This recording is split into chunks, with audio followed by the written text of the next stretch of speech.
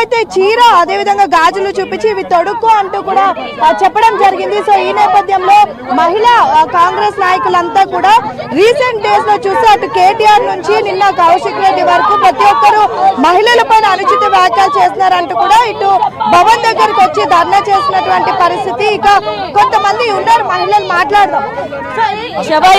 ఇప్పుడు మీరు నెక్స్ట్ ఏం చేయబోతున్నారు? మహిళా కమిషన్ చెప్పించే దమ్ము మాకుంది. మొన్న కేటీఆర్ నే వదలలేం. వీడంతా ఇంత చిన్న ఓషాల్లో డ్రాప్ అంతా నువ్వేదో ఎక్సైజ్ పడుతున్నావు. నేను ఇట్లా గట్టిగా మాట్లాడితే కేసీఆర్ అభినందనలు పొందుతా, కేటీఆర్ కి నేనేమన్నా రేపొద్దున వాళ్ళు దోచుకున్న దాంట్లో ఇంత భాగస్వామ్యం ఇస్తాను అనుకుంటుండేమో. కానీ మేము ఇడవం, ఎట్టి పరిస్థితి ఇడవం.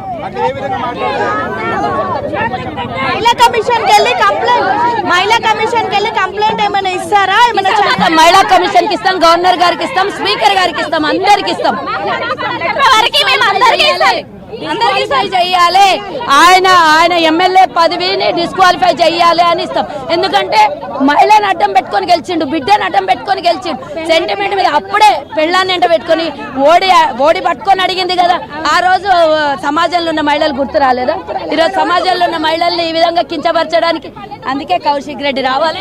రీసెంట్ ఎలక్షన్స్ లో కూడా పాడి కౌశిక్ రెడ్డి అటు తన భార్యని అదే విధంగా కూతుర్ని అడ్డం పెట్టుకొని ఎన్నికల్లో గెలిచాడు. ఆ సమయంలో కొంగు పట్టుకొని వాళ్ళ వైఫ్ ఓట్లు అడిగినటువంటి సమయంలో వాళ్ళ భార్య కూడా చీర కట్టుకుందని గుర్తు రాలేదా? అంటే వాళ్ళ ఫ్యామిలీ వాళ్ళు కూడా చేతకాని వాళ్ళ అంటూ కూడా ఇక్కడ ఉన్నటువంటి కార్యకర్తలు నాయకులు చెప్తున్నటువంటి పరిస్థితి. ఇక రీసెంట్ గా కవిత కూడా ఢిల్లీ లిక్కర్ స్కామ్ తర్వాత బయటకు వచ్చిన తర్వాత తనని తెలంగాణ ముద్దుబిడ్డ అని అదే విధంగా తెలంగాణ రాష్ట్రానికి ఏదో గొప్ప చేసినట్టుగా మాట్లాడారు. కానీ ఇప్పుడు అదే మహిళల పైన ఎందుకు ఈ విధంగా వ్యాఖ్యలు చేస్తున్నారు అంటూ కూడా ఇక్కడ పెద్ద ఎత్తున వీళ్ళంతా నిరసన చేస్తున్నారు. మనం తెలంగాణ భవన్ దగ్గర సిచ్యువేషన్ కూడా చూడొచ్చు. పోలీసులు మాత్రం చుట్టూ మోహరించారు.